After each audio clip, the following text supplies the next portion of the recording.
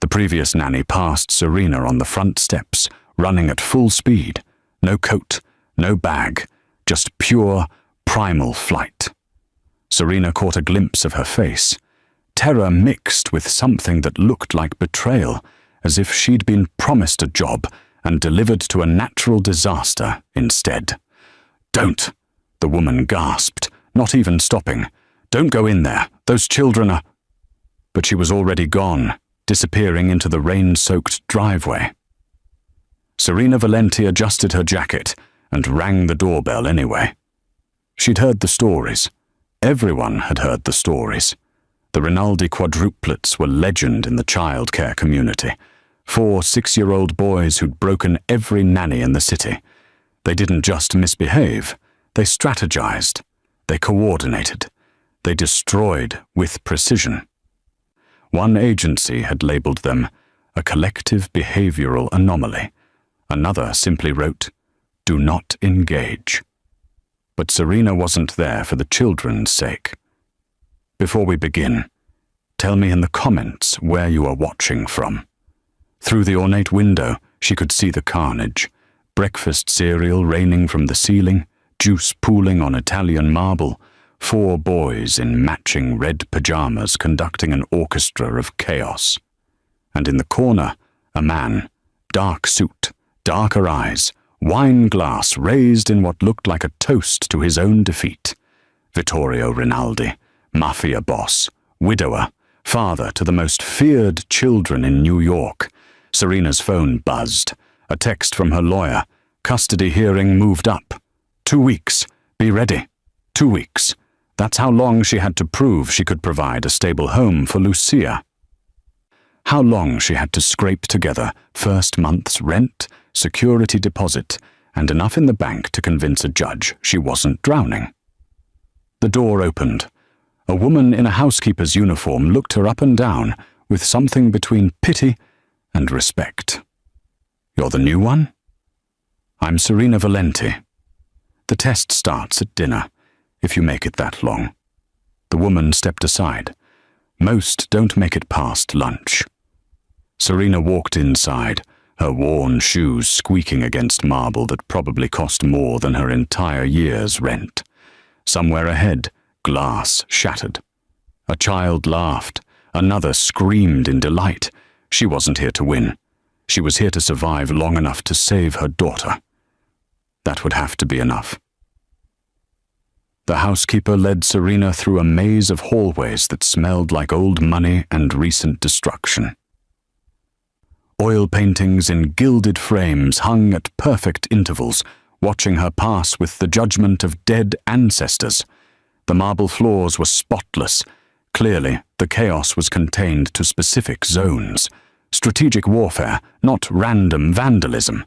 They turned a corner, and the sounds grew louder. Laughter that bordered on maniacal. The crash of something expensive meeting something harder.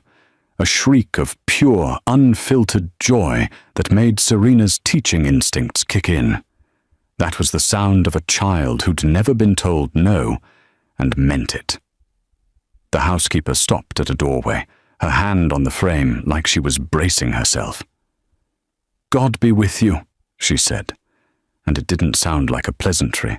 It sounded like a genuine prayer. Then she stepped aside, and Serena saw the kitchen. It was beautiful. In the way a hurricane photograph is beautiful, you can appreciate the architecture even as you recognize the devastation. White cabinets that probably cost more than a car. Marble countertops the color of storm clouds. Pendant lights hanging like crystal weapons. And in the center of it all, 4 boys in matching red pajamas conducting a symphony of destruction. One was standing on the kitchen island, pouring orange juice from a height that suggested he understood physics and chose chaos anyway. Another was beneath the table, apparently constructing a fort out of cereal boxes, while systematically removing their contents onto the floor. The third had discovered that butter, when applied to the lower cabinets, created an excellent slip-and-slide effect. And the fourth, the smallest, with curls that fell into his eyes, sat cross-legged in the corner, watching everything with the quiet intensity of a general surveying a battlefield. And there, leaning against the far counter, with a wine glass in his hand and murder in his eyes, was Vittorio Rinaldi. He looked exactly like his photographs, except worse. The photos captured the sharp lines of his jaw, the expensive cut of his suit, the dark hair that probably required a stylist's regular attention. What they didn't capture was the exhaustion, the defeat, the look of a man who'd won every battle in his life except the one happening in his own kitchen. His gaze cut to Serena, and she felt the weight of it. This was a man who could make people disappear with a phone call, who commanded respect through fear and reputation, and probably a few well-placed bodies. But right now, he just looked like a tired father who'd run out of options. "You're the new one." It wasn't a question. His voice was dark, smooth, with an accent that suggested old-world money and new-world violence. "Serena Valenti." "I don't care." He took a long sip of wine, never breaking eye contact. "I don't care about your credentials. I don't care about your references. I don't care about whatever heartwarming philosophy you learned in whatever overpriced college program convinced you that children just need understanding and patience." One of the boys, the one on the island, chose that moment to dump the entire carton of orange juice directly onto the floor. It spread across the marble like a slow-motion flood. None of the children reacted. This was apparently normal. Vittorio didn't even look. The rules are simple. If you can get them to sit down and eat actual food, not cereal, not snacks, actual dinner, before 8 p.m. you're hired, full salary, benefits, room and board if you want it. If you can't, he gestured toward the chaos with his wine glass, don't let the door hit you on the way out. Serena looked at the kitchen, at the juice pooling around her worn shoes, at the butter smeared on surfaces that probably required special cleaning products, at the 4 boys who were now watching her with the focused attention of predators sizing up prey. The one under the table emerged, cereal stuck to his hair. He grinned, and it was all teeth and challenge. "The last one cried," he announced proudly. "She cried so hard she couldn't breathe right." "Marco," Vittorio said, his voice carrying a warning that would have made grown men flinch. The boy just shrugged and disappeared back under the table. Serena set her bag down carefully on the only clean surface she could find, a small section of counter near the door. She rolled up her sleeves, revealing the cheap watch she'd bought at a discount store because her ex had taken the nice one. 6:47 p.m. 73 minutes to save her daughter's future. "Where do you keep the knives?" she asked. Vittorio's eyebrow raised, the first hint of something that might have been interest. "Why?" "Because," Serena said, walking directly through the orange juice toward the refrigerator, "if I'm going to feed 4 boys actual dinner in 73 minutes, I'm going to need to cook." Serena opened the refrigerator and took inventory like she was planning a military operation.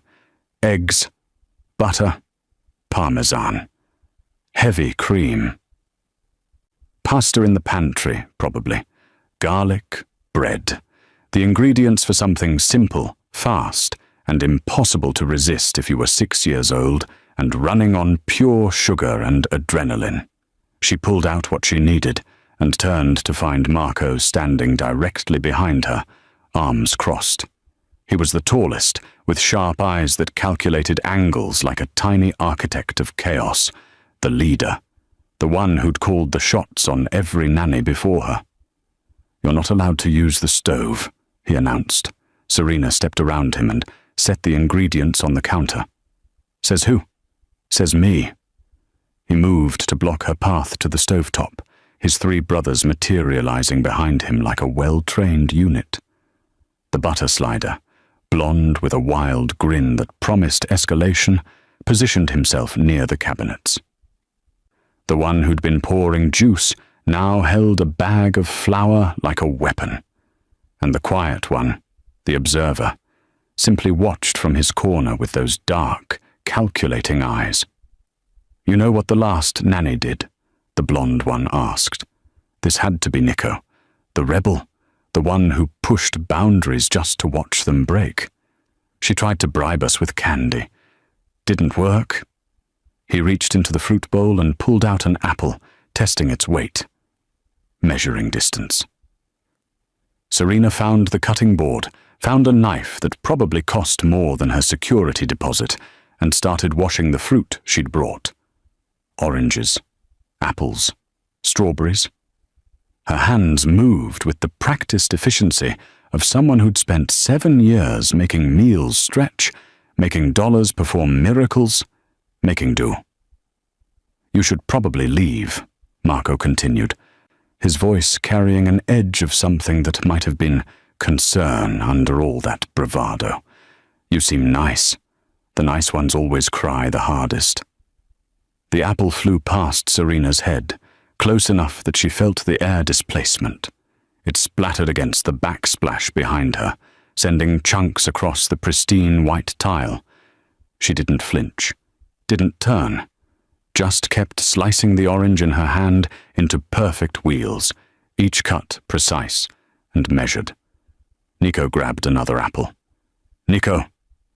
Vittorio's voice came from his position against the far wall, low and dangerous. "Enough." "She doesn't care, Papa," Nico said, but there was confusion in his voice now, uncertainty. "Why doesn't she care?" Serena arranged the orange wheels on a plate, their bright color stark against the white ceramic. She moved to the stove, Marco still blocking her path, and simply waited. 5 seconds. 10. The boy's certainty wavered. He stepped aside, just slightly, and she slipped past him to turn on the burner. "You're supposed to yell," the third boy said. The one who'd been building the cereal fort, now standing with cardboard armor still attached to his chest with what looked like an entire roll of tape. Alessandro had to be. The thinker. The one who understood patterns and tried to make sense of chaos. "Everyone yells." Serena filled a pot with water, added salt, set it to boil. Her movements were unhurried, almost meditative. She could feel them watching her now, their coordinated assault faltering in the face of her complete lack of reaction. Marco tried a different tactic. He climbed onto the counter, the actual counter, his shoes leaving prints on marble that probably cost more than Serena's entire apartment, and positioned himself between her and the pantry. "You can't get the pasta." She looked up at him. Really looked, saw a 6-year-old boy with his father's sharp features and his mother's ghost in his eyes. A boy who'd learned that chaos was control, that destruction was power, that if you broke people first, they couldn't break you. "You're right," she said simply, and went back to slicing strawberries. The confusion was spreading. The boys exchanged glances, their unspoken communication breaking down. This wasn't how the game worked. She was supposed to engage, to fight back, to try to establish authority and fail. Nico threw another piece of fruit, a banana this time, overripe and soft. It hit Serena's shoulder, leaving a smear across her cheap blazer. She brushed it off with one hand, never stopping her work. Strawberries into perfect quarters. Then she started on the apples, coring them with efficient precision. "Why isn't she yelling?" Alessandro whispered. But in the stunned silence of the kitchen, everyone heard it. "Because yelling means I care what you do," Serena said quietly, her knife moving in steady rhythm. "And right now, I only care about one thing: making dinner. You can help, or you can throw things, or you can stand on the furniture. Doesn't change what I'm doing." The water began to boil. Marco was still on the counter, but his certainty was crumbling. Serena walked past him to the pantry. He didn't stop her, and found the pasta. Spaghetti. Perfect. She dropped the pasta into the boiling water, stirred once, and turned to crack eggs into a bowl. The kitchen was quieter now. Not silent. There was still cereal on the floor, still butter on the cabinets, still the wreckage of their earlier assault. But the energy had shifted. Nico lowered his arm, the next projectile forgotten in his hand, and in the corner, the smallest boy, Tommaso, the silent one, stood up and took 3 steps closer, watching Serena's hands move with something that might have been curiosity. Vittorio hadn't moved from his position against the wall, but when Serena glanced up, she caught the smallest shift in his expression. Not quite approval. Not yet.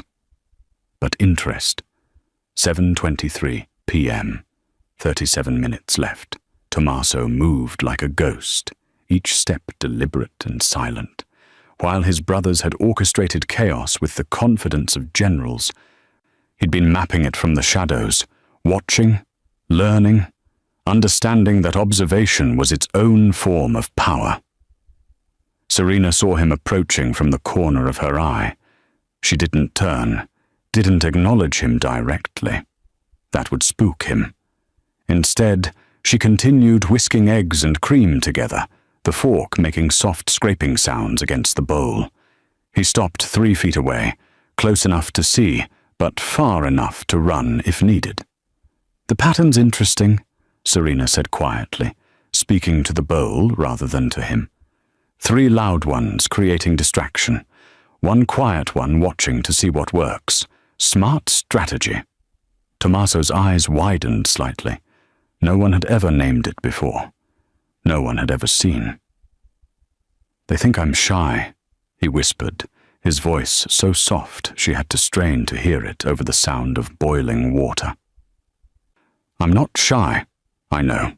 Serena grated Parmesan, the sharp smell filling the space between them. "Shy means scared. You're not scared. You're careful. There's a difference." Behind them, Marco had finally climbed down from the counter. Alessandro was trying to reconstruct his cereal fort, but with less conviction.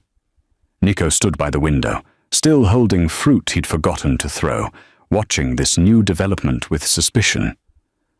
"What are you making?" Tommaso asked. "Carbonara, you know it." He nodded.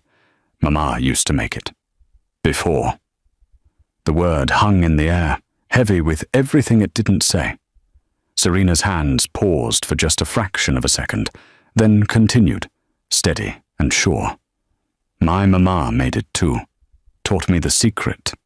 "What secret?" "That you can't rush it. If you rush, the eggs scramble. If you're patient, they turn into silk." She drained the pasta, the steam rising between them like a curtain. "Want to help?" Tommaso looked back at his brothers. Marco was watching now, his leader's authority challenged by this small defection. Alessandro had abandoned his fort entirely, drifting closer. Even Nico had turned from the window. "They'll say I'm a traitor," Tommaso said. "Maybe." Serena met his eyes directly for the first time. Or maybe they're just waiting to see if it's safe. She held out the wooden spoon. An offering? A choice. Tommaso took it. "Okay," Serena said, positioning him in front of the bowl. "When I pour the pasta in, you stir. Keep it moving so the heat distributes evenly. Can you do that?" He nodded, gripping the spoon with both hands like it mattered, like he'd been given something important. She dumped the hot pasta into the egg mixture, and Tommaso stirred with intense concentration. Serena added the pancetta she'd crisped while they weren't looking, the parmesan, a crack of black pepper. The kitchen filled with the smell of garlic and pork fat and cheese, the smell of comfort, of home, of someone caring enough to feed you properly. "That's perfect," Serena said, and meant it. Tommaso looked up at her with something like wonder. Marco appeared at his brother's elbow, trying to maintain authority while clearly being drawn by curiosity and hunger. "What's he doing?" "Cooking," Serena said simply. She pulled out plates, real plates, not the plastic ones the other nannies had probably used, and started serving. "Alessandro, can you grab forks?" "Marco, napkins are probably in that drawer." "Nico, I need 4 glasses for water." She was giving orders like they were normal requests, like she expected compliance rather than combat, and somehow, impossibly, they moved.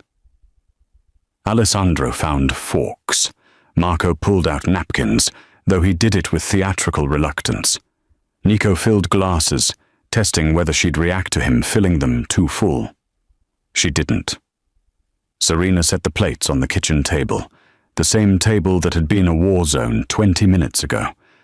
She didn't clean the cereal off the floor first, didn't wipe down the butter. Just cleared a space and put down food. "Sit," she said. "You can't tell us what to—" Marco started. "I'm not telling you. I'm inviting you."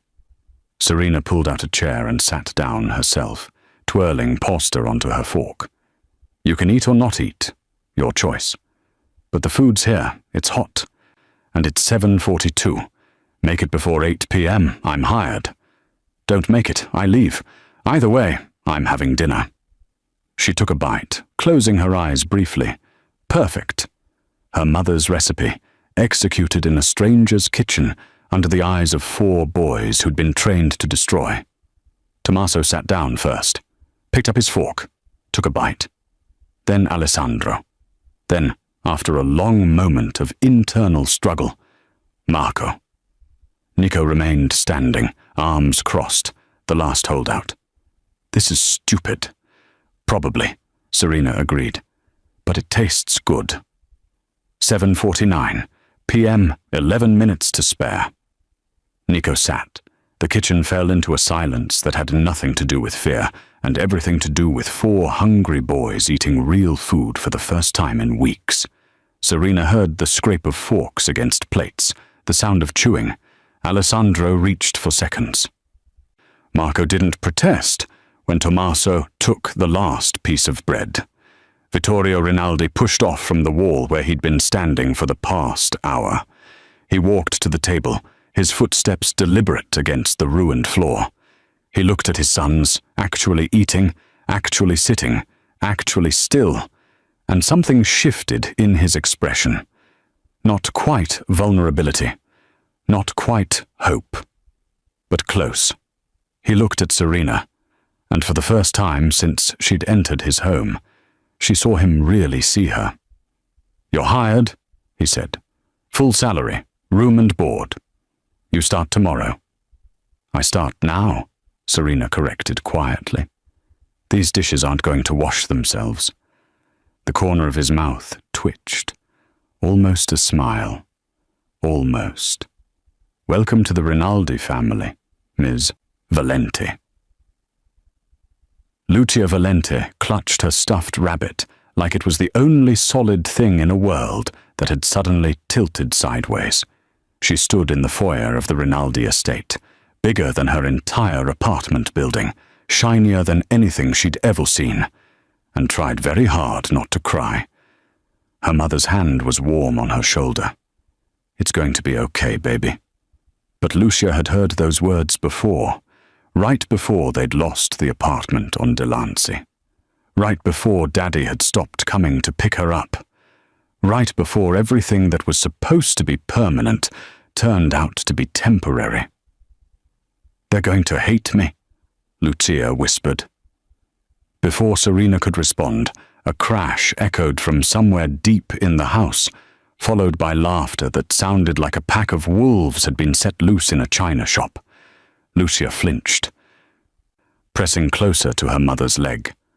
The housekeeper, Mrs. Chen, who'd helped Serena move her 3 boxes of belongings into a bedroom that had its own bathroom, appeared in the hallway. "The boys know you're here," she said to Serena, not unkindly. "They're expressing their feelings about it." "Of course they are." Serena knelt down to Lucia's level, brushing dark hair back from her daughter's face. "Remember what we talked about? How this is temporary until we get our own place?" Lucia nodded, but her grip on the rabbit tightened. "And remember how Mama's going to be working here, which means we get to be together every day instead of you staying with Mrs. Rodriguez." Another nod, smaller this time.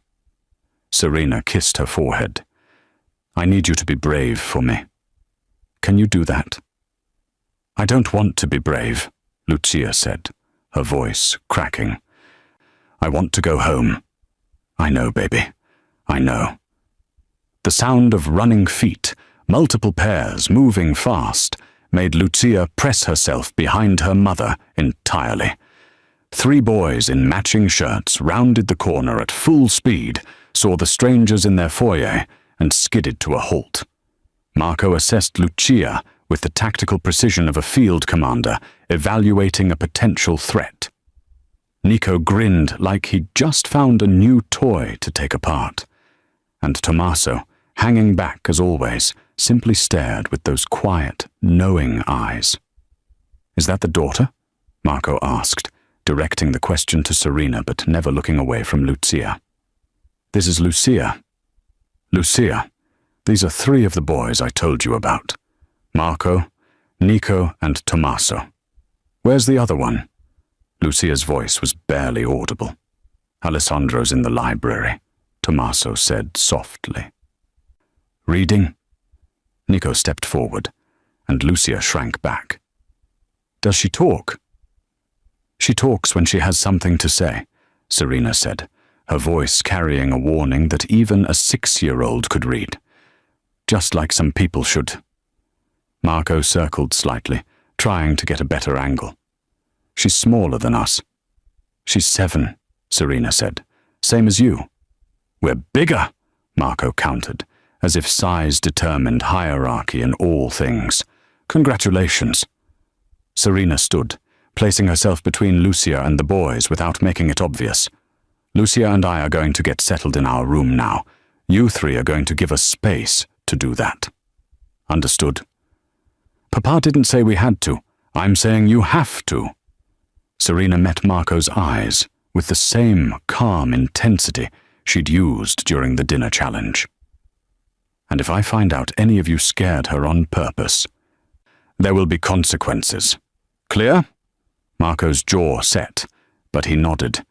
The 3 boys dispersed, though Nico looked back twice, his curiosity clearly unsatisfied. Serena led Lucia upstairs to a bedroom that was easily 3 times the size of the space they'd shared in their old apartment. Someone, probably Mrs. Chen, had made up the second bed with fresh sheets and left a vase of flowers on the dresser. Lucia sat on the bed, still clutching her rabbit, and finally let the tears come. "They're mean." "They're scared," Serena corrected gently, sitting beside her. "Their mama died. Their papa doesn't know how to be soft with them anymore. And now 2 strangers have moved into their house. How would you feel?" "I'd still be mean," Lucia sniffled. "Probably." Serena pulled her close. "But you'd have reasons for it. Just like they do." They spent the next hour unpacking Lucia's things, her clothes, her books, her collection of smooth stones from the park. Serena was hanging the last dress when a soft knock made them both freeze. "It's open," Serena called. The door cracked, and Alessandro slipped through like he was entering a library rather than a bedroom. He was smaller than his brothers, with thoughtful eyes and hands that moved carefully, like he was always afraid of breaking something. He looked at Lucia, who'd gone statue still on her bed. Then he held out the book he'd been carrying. "I heard you're 7, he said quietly. "This one's good for 7. It has pictures, but also real words. Not baby words."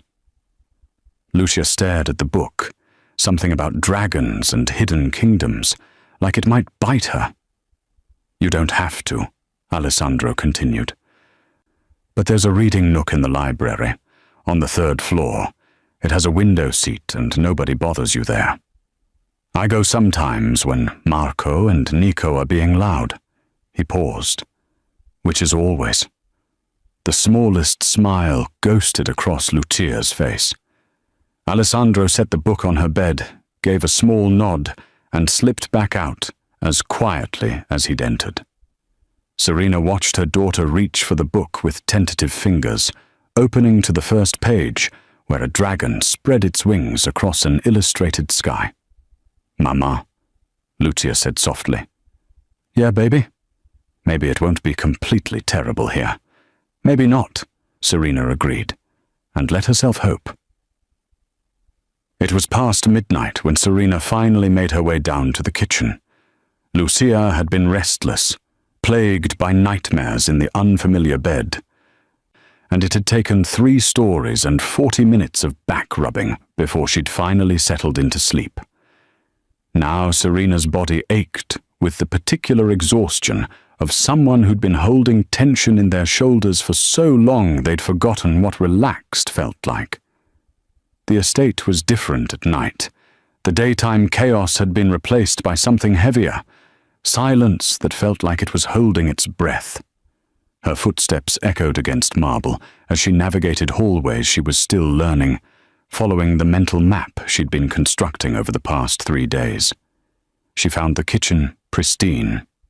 Mrs. Chen's work, probably, erasing all evidence of the boys' daily destruction. Serena opened the refrigerator, hunting for the chamomile tea she'd bought on her one brief trip to the store, and found herself humming without thinking about it. The melody was old, something her grandmother had taught her mother, who'd taught her. A lullaby in Italian that she'd sung to Lucia since infancy. The words came automatically, muscle memory in her throat, as she filled the kettle and set it on the stove. "Stella, Stellina, la notte si avvicina." She didn't hear him enter. Didn't know she had an audience until his voice cut through the quiet like a blade.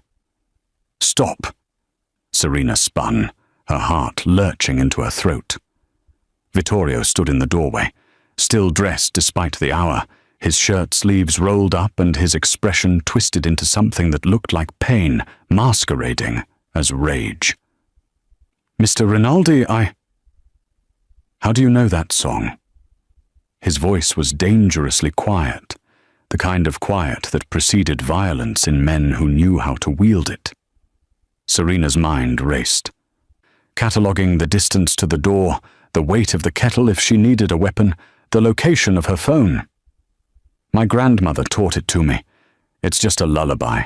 I didn't—" "That was Beatrice's song." He moved into the kitchen, and Serena forced herself not to step back. She sang it to them every night, every single night until... He stopped, his jaw working like he was physically trying to contain words that wanted to escape. Understanding crashed over her. "I'm sorry. I didn't know. Where did you hear it?" The question came out harsh, accusatory. "Did Mrs. Chen tell you? Did someone brief you on my wife's routines so you could—" "What? Manipulate me?" "Manipulate them?" "No." Serena kept her voice level despite her racing pulse. "It's a common lullaby. My nonna sang it to my mother in Naples. My mother sang it to me in Brooklyn. I sing it to Lucia when she can't sleep. That's all it is." "That's all?" Vittorio laughed, but there was no humor in it.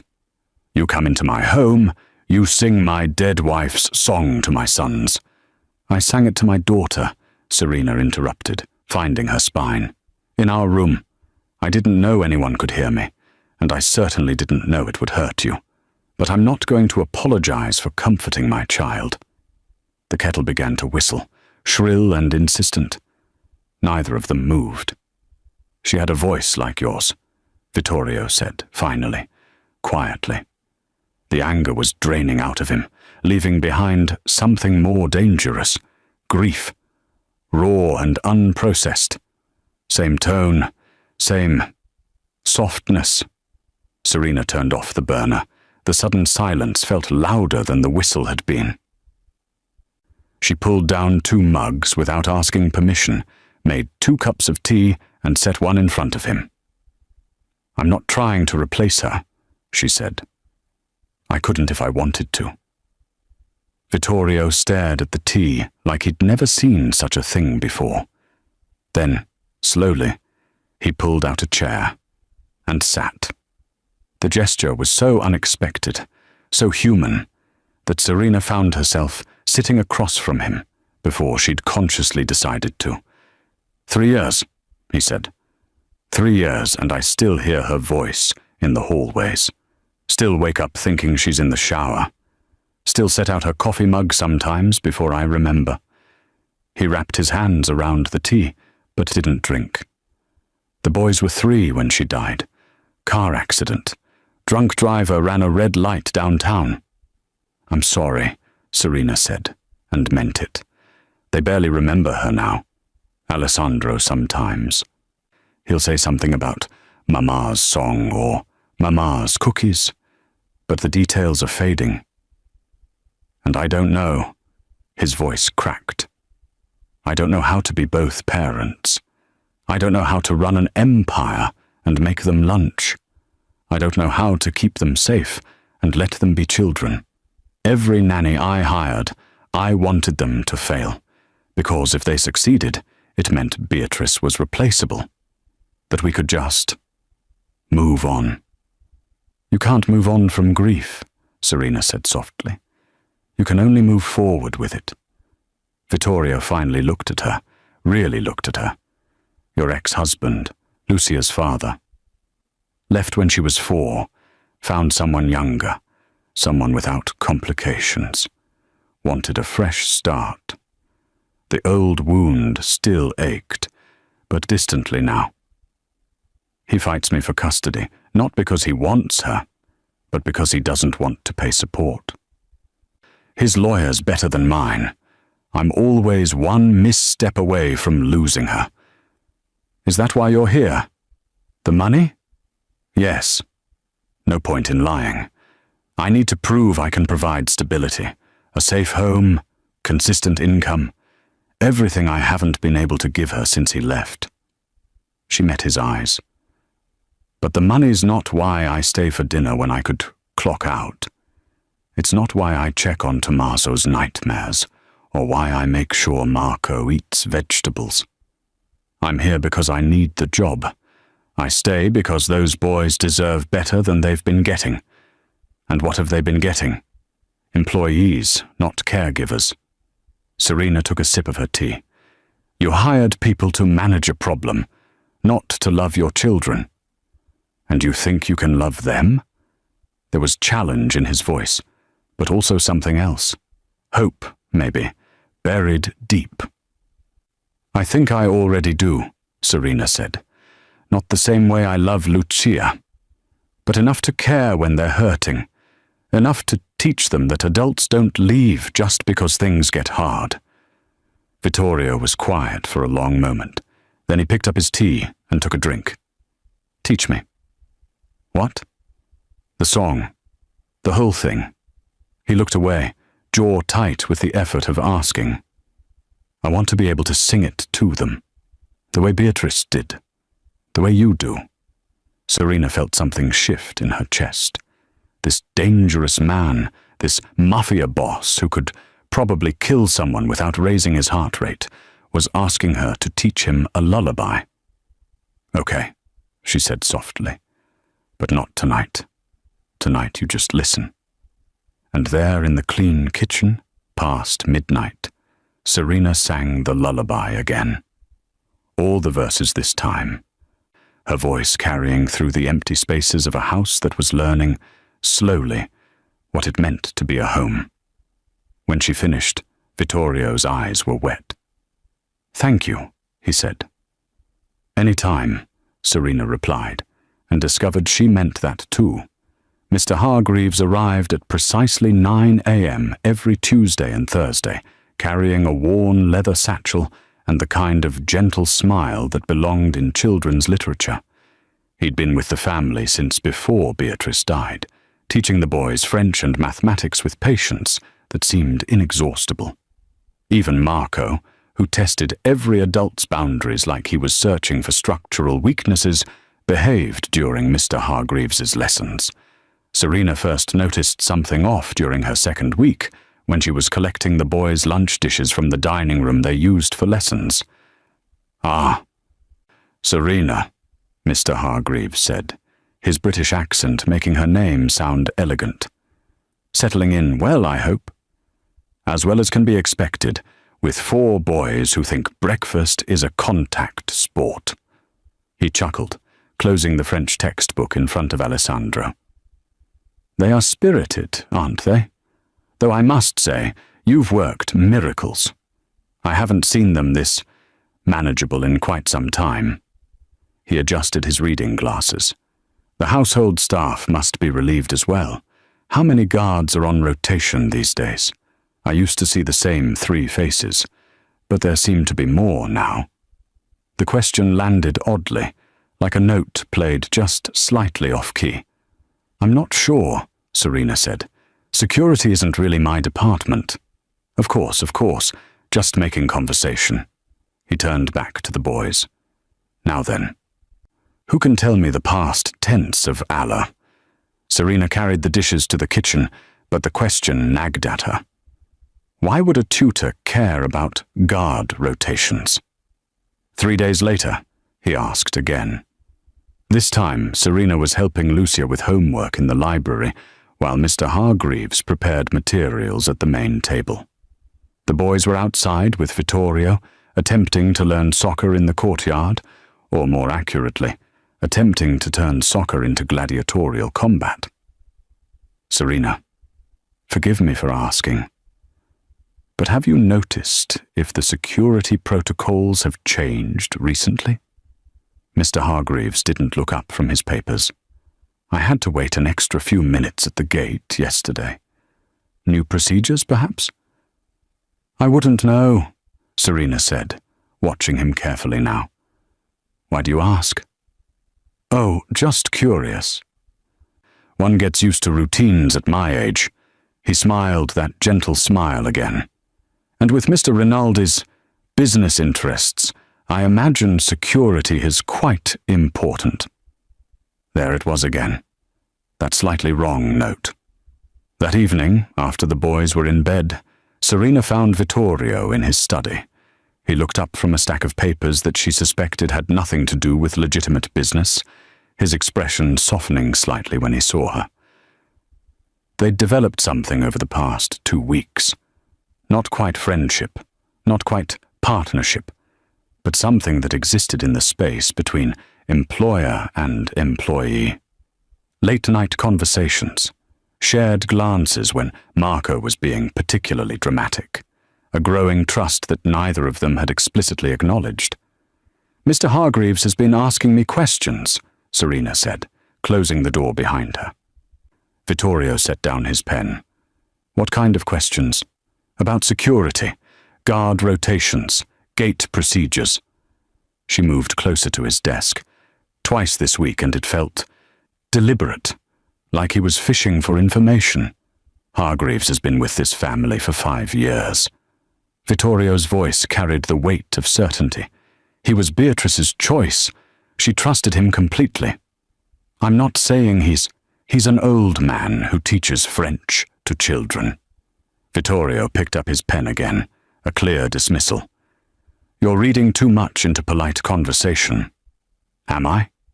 Serena didn't move.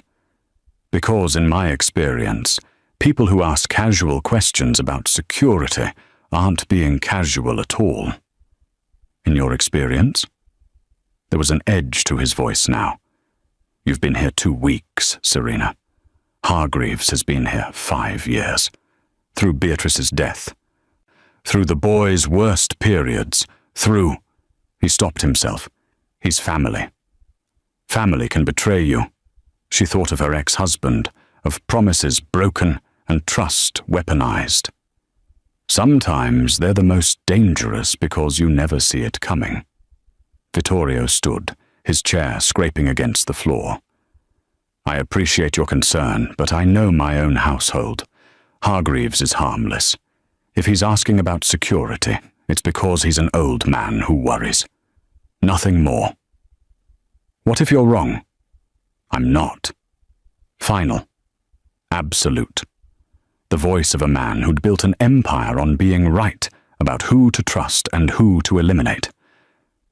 Serena recognized the wall going up between them. She'd pushed too hard, too fast. Okay, she said quietly. I hope you're right. I am. She turned to leave, then paused at the door. Just watch him. Please. If not for me, then for them. Vittorio didn't answer, already back to his papers. But as Serena closed the door, she caught him glancing toward the family photo on his desk. Beatrice and the boys, frozen in a moment when trust hadn't yet been broken. The next Tuesday, Serena made a point of being nearby during the lesson.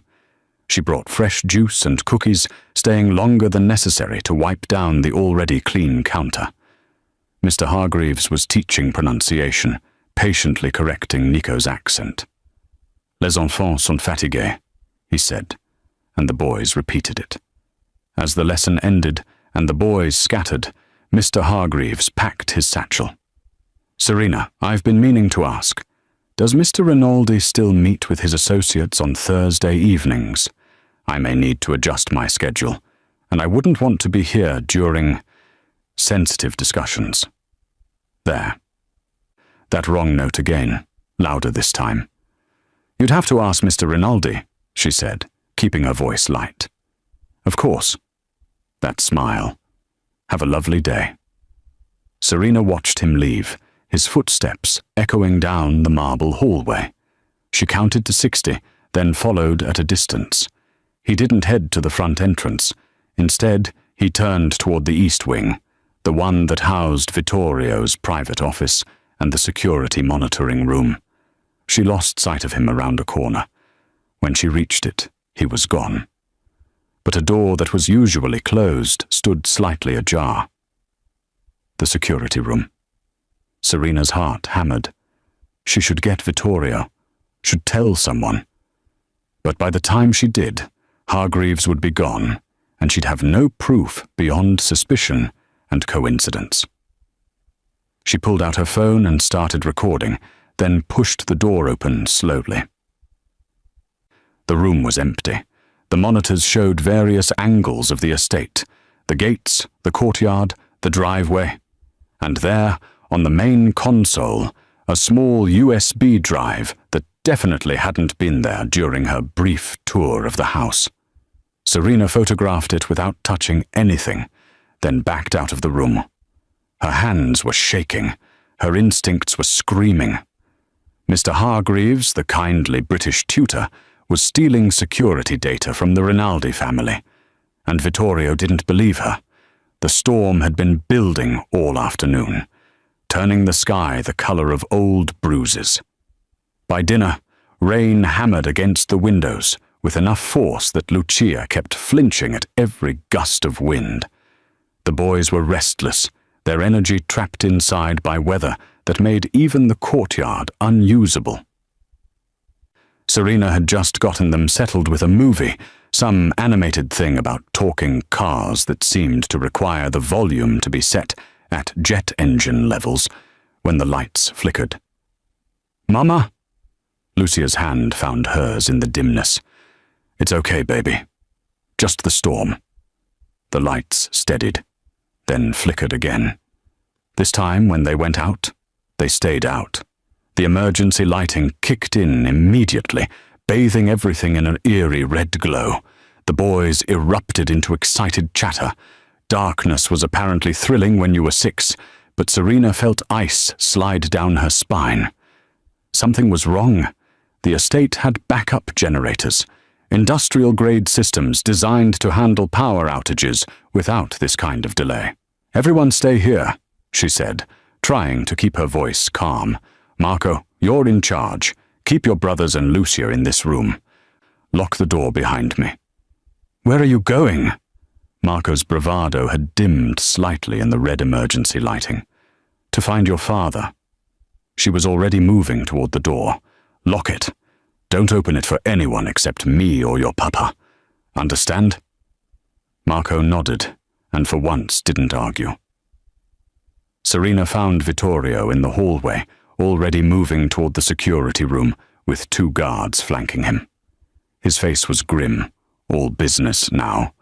The softness she'd glimpsed in their late-night conversations completely erased. "The generators should have kicked in by now," he said without preamble. "Something's wrong. The children are safer in the media room than anywhere else right now. It's reinforced, interior walls, 1 entrance." He glanced at her. "You should be with them." "I will be. But you need to know." A sound cut through the storm. Distant but unmistakable. Gunfire. Vittorio's entire demeanor shifted.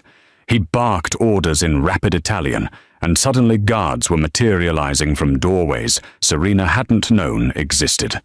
The security room door ahead of them was already open, and she could see the monitors, most of them dark, showing nothing but static. The few that still worked showed the perimeter, or what was left of it. Men in black tactical gear were scaling the east wall, moving with military precision. No lights to trigger motion sensors, no alarms blaring. The security system that should have been impenetrable had been reduced to expensive decoration. "Carvelli!" one of the guards spat. Vittorio's jaw set into a hard line. "How many?" "At least 12 that we can see. Could be more." "The panic room, offline." "Everything's offline except emergency lights and these 3 cameras." Serena's blood turned cold. She thought of the USB drive, of Mr. Hargreaves's casual questions, of Vittorio's certainty that she was being paranoid. "It was Hargreaves," she said. Vittorio spun to face her. "What?" "The tutor. I told you he was asking questions. Last Tuesday I found him near the security room. There was a USB drive." She pulled out her phone, hands shaking, and showed him the photo she'd taken.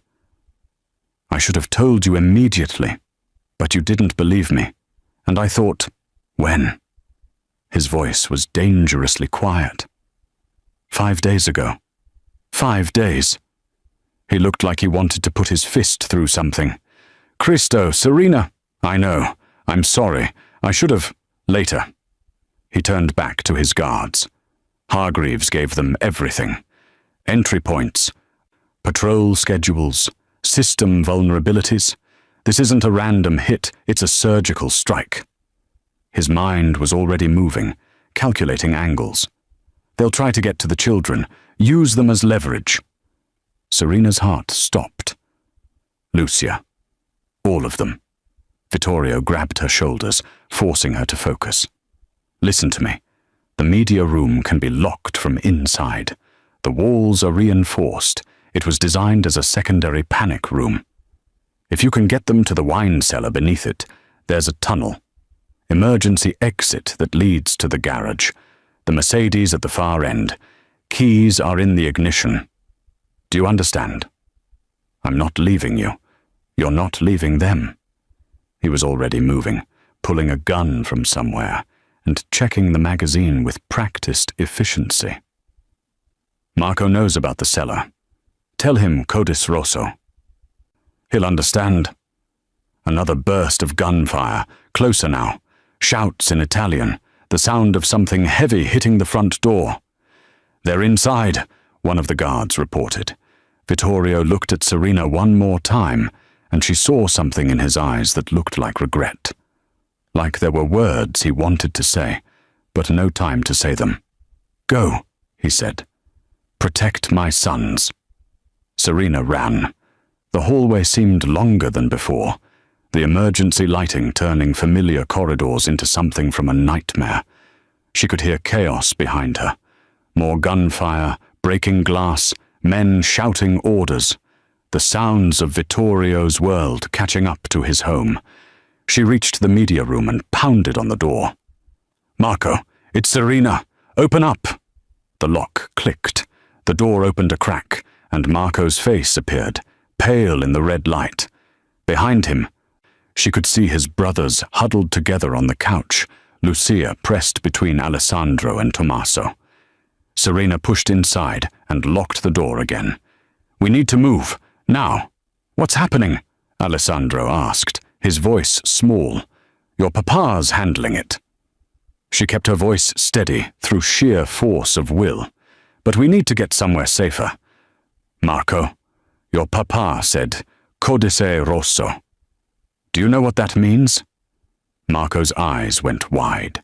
Then he nodded and moved to the bookshelf on the far wall. He counted 3 shelves down, pulled out a specific book, and the entire unit swung inward on hidden hinges. Beyond it, stairs led down into darkness. "Everyone grab hands," Serena ordered. "Lucia, hold on to Alessandro. Tommaso, you're with me. Marco and Nico, middle. We stay together." They formed a chain and descended into the wine cellar, the door closing automatically behind them. Above, Serena could hear footsteps, multiple sets, running, searching. And somewhere in the storm-dark house, Vittorio was fighting to keep them all alive. The wine cellar was colder than Serena expected, the air thick with the smell of aged wood and expensive bottles that probably cost more than her old apartment. Emergency lighting cast shadows that moved wrong, making every corner seem occupied by threats that weren't there yet. Marco led them through the narrow passage between racks, his small hand surprisingly steady as he navigated from memory. They emerged into what looked like a storage room, boxes stacked against walls, old furniture covered in sheets, the detritus of a family that had accumulated things faster than they could discard them.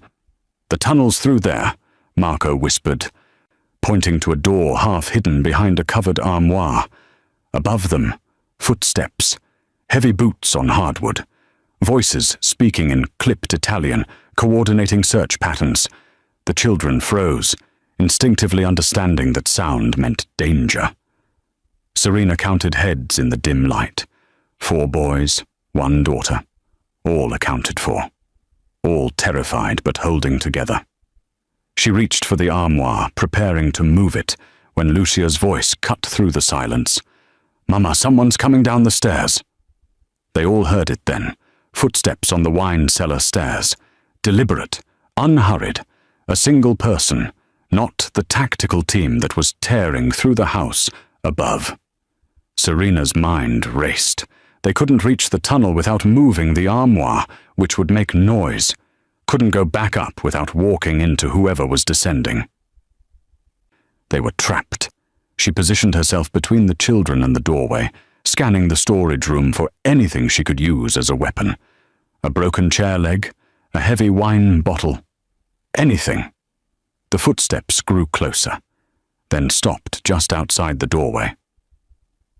"Children." The voice was familiar, warm, touched with that cultured British accent. "I know you're down here.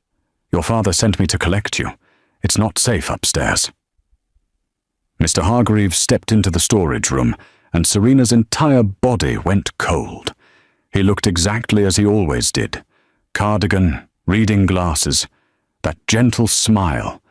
But he was holding something small and black in his hand. A remote control.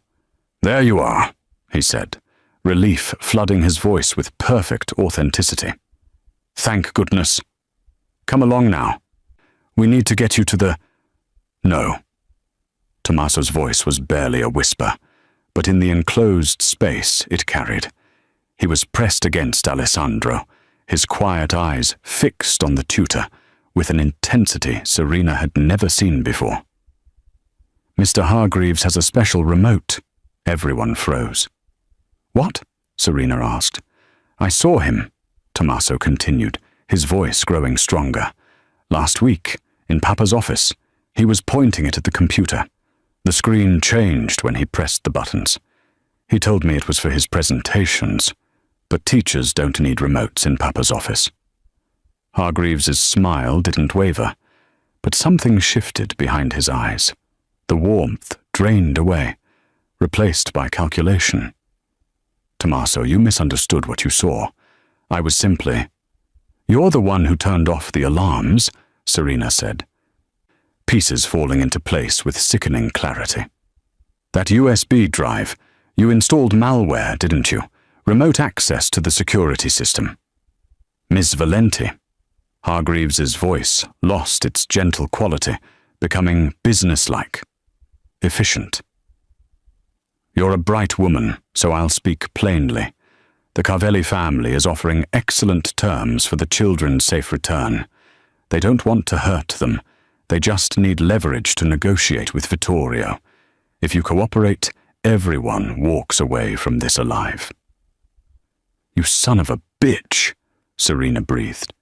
You've been with this family for 5 years, and I've been underpaid for 4.5 of them. He moved slightly, blocking the doorway completely. Beatrice was generous, but Vittorio? He treats staff like disposable assets. The Carvellis understand loyalty must be compensated properly. Marco stepped forward, his young face twisted with rage. You're a traitor. I'm a pragmatist. Hargreaves pulled a phone from his pocket. Now, you can all come quietly, or I can call my associates down here, and things become unpleasant. Your choice. Serena's mind raced through options. 5 children, 1 adult, 1 exit blocked. The tunnel was still hidden behind the armoire. If she could buy time, create a distraction. Okay, she said, raising her hands in surrender. Okay, don't hurt them. We'll come with you. Relief flickered across Hargreaves's face.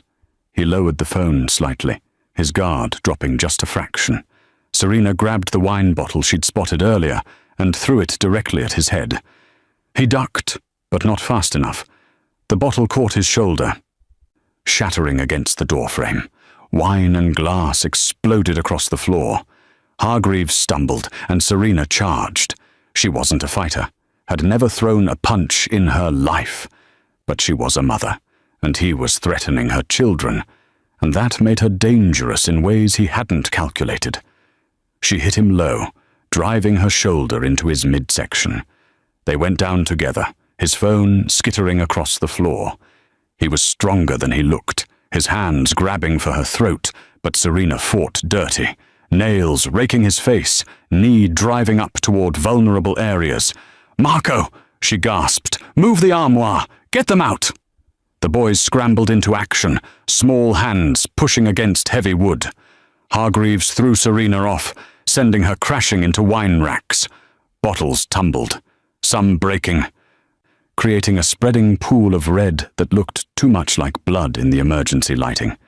He was going for his phone. If he called for backup, Serena grabbed a broken bottleneck and lunged again, this time slashing rather than stabbing. The makeshift weapon caught his forearm, drawing blood. He screamed, rage replacing his cultured composure. "You stupid!" He backhanded her, and stars exploded across her vision. She tasted copper, felt herself falling. Then suddenly he was pulled away, lifted bodily, and thrown against the wall with enough force to crack plaster. Vittorio Rinaldi stood in the doorway, covered in blood that probably wasn't his own, holding a gun that was pointed directly at Hargreaves's head. Behind him, 2 guards secured the entrance. "Papa!" The boys rushed to him, and he caught them with his free arm, never taking his eyes off the tutor. "The Carvellis?" he asked, his voice deadly calm. "Dead or scattered?" one of the guards reported. "We're sweeping the grounds now." Vittorio looked at Hargreaves, who was pressing his bleeding arm against the wall, all pretense of gentility stripped away. "You betrayed my wife's memory. Your wife was a fool who—" The gunshot was deafening in the enclosed space. Hargreaves slumped, the life leaving his eyes before he hit the floor. Vittorio lowered the gun and immediately dropped to his knees in front of his sons, checking them for injuries with shaking hands. "Are you hurt? Any of you?" "We're okay, Papa," Alessandro whispered. "Serena protected us." Vittorio's eyes found hers. She was sitting against the wine racks, her lip bleeding, her hands shaking with adrenaline crash. Their eyes met. And she saw everything he couldn't say in front of the children, gratitude and guilt and something fiercer, something that looked like recognition. "You fought him," Vittorio said, his voice rough. "He threatened them," Serena replied simply.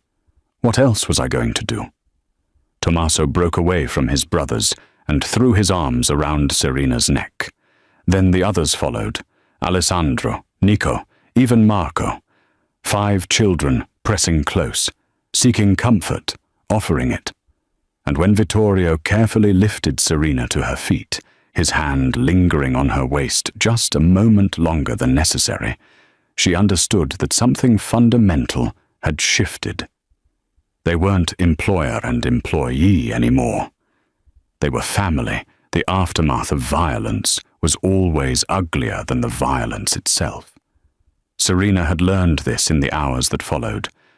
As police, who clearly knew better than to ask too many questions, filed reports that would never see a courtroom. As cleaners arrived to erase bloodstains from marble floors. As the bodies were removed with efficiency that suggested this wasn't the first time the Rinaldi estate had required such services. Vittorio had disappeared into his study with men in expensive suits, their conversations conducted in low voices behind closed doors. Business, Serena understood, the kind that required immediate attention when your enemies tried to kill your children. She'd taken the kids upstairs, all 5 of them crowded into her and Lucia's room, because none of them wanted to be alone. Mrs. Chen had brought hot chocolate and bandages, tending to Serena's split lip and the bruises already blooming across her ribs with gentle efficiency. "You did good," Mrs. Chen had said quietly. "The boys, they need someone who fights for them, not just manages them." Now, hours later, the children finally slept. Marco and Alessandro sprawled across Serena's bed. Nico curled in the reading chair with a blanket. Tommaso and Lucia nested together on Lucia's bed, her daughter's arm thrown protectively over the smallest Rinaldi boy.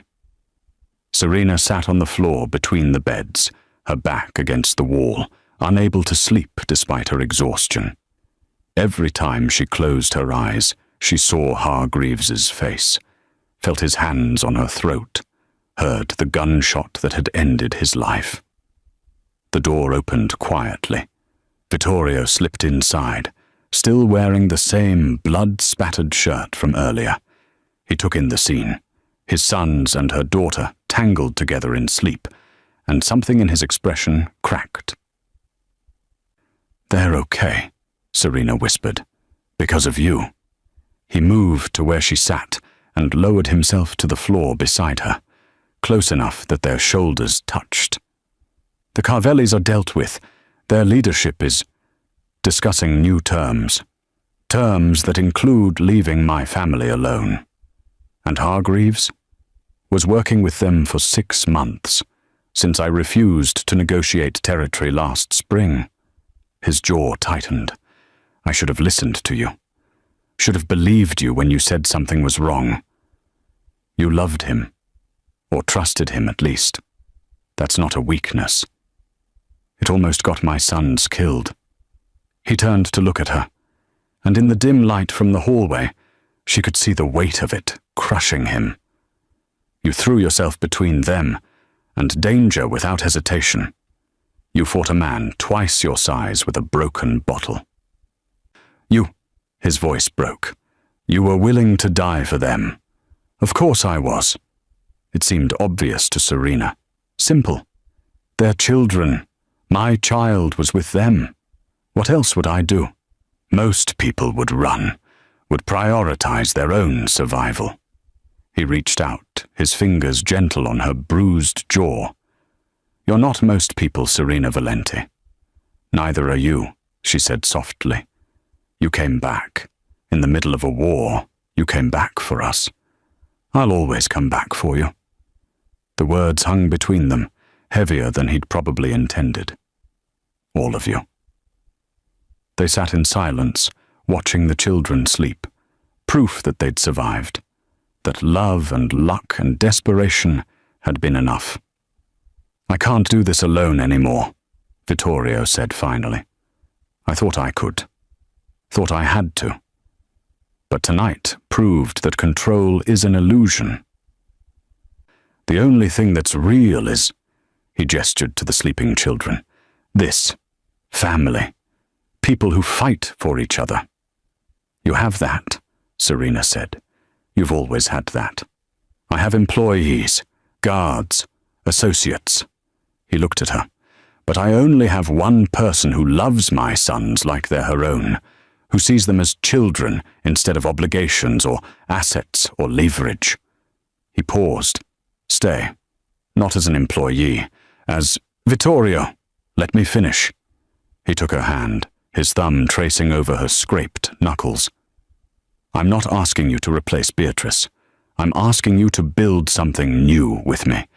A family that's messy and complicated and made of choice instead of just blood.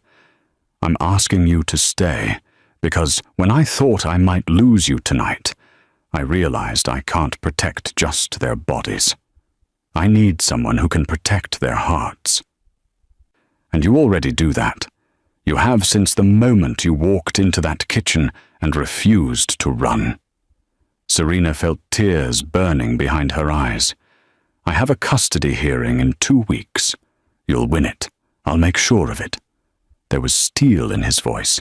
"No judge will question your stability when you have unlimited resources and the best lawyers in the state. You can't just—" "I can. I will." He lifted her hand to his lips, pressing a kiss to her damaged knuckles. "Say yes, Serena. Say you'll stay. Not because you need the job, but because they need you. Because I—" He stopped, the words too big, too soon. "Because this is where you belong." She looked at the children, at Lucia sleeping peacefully for the first time in months. At the 4 boys who'd tested her and trusted her and fought for her acceptance like it mattered more than anything. "Yes," she whispered. "Yes, I'll stay." 6 months later, the kitchen was a disaster again. Flour dusted every surface like fresh snow. Eggshells littered the counter. 4 boys in matching aprons, a gift from Serena that they'd initially refused to wear until Lucia had declared them actually kind of cool, were engaged in what could generously be called baking. "Marco, that's too much butter," Alessandro warned. "It's never too much butter," Marco argued, adding another stick to the mixing bowl. Nico was licking batter directly from the spoon, having given up all pretense of following the recipe. Tommaso carefully measured vanilla extract, his tongue poking out in concentration. And Lucia, perched on a stool beside him, read instructions from the cookbook with the authority of someone who'd appointed herself head chef. Serena stood at the stove, making actual breakfast while supervising the chaos. Her engagement ring, a simple band with a stone that had belonged to Vittorio's grandmother, caught the morning light as she flipped pancakes. She heard him before she saw him. Footsteps in the hallway, the rustle of his newspaper. Vittorio entered the kitchen, still wearing his sleep pants and undershirt, his hair uncharacteristically mussed. He'd learned over the past 6 months that Sunday mornings were for family. Business could wait. He came up behind Serena, wrapping his arms around her waist and pressing a kiss to the back of her neck. "Buongiorno, amore mio." "Morning," she murmured, leaning back into him. "Your sons are making cookies for breakfast again." "Our sons," he corrected gently. "And that seems perfectly reasonable to me." "Papa," Nico called, "tell Alessandro that cookies are a breakfast food." "Cookies are absolutely a breakfast food," Vittorio announced solemnly, earning a whoop from Nico and an exasperated sigh from Alessandro. The kitchen was messy. The children were loud. Flour would probably be discovered in strange places for weeks, and as Vittorio turned Serena in his arms and kissed her properly while their children made theatrical gagging noises, she realized this was what peace looked like. Not perfection, not control, not the absence of chaos, just love. Messy, complicated, chosen love. And for the first time in years, Serena Valenti was home.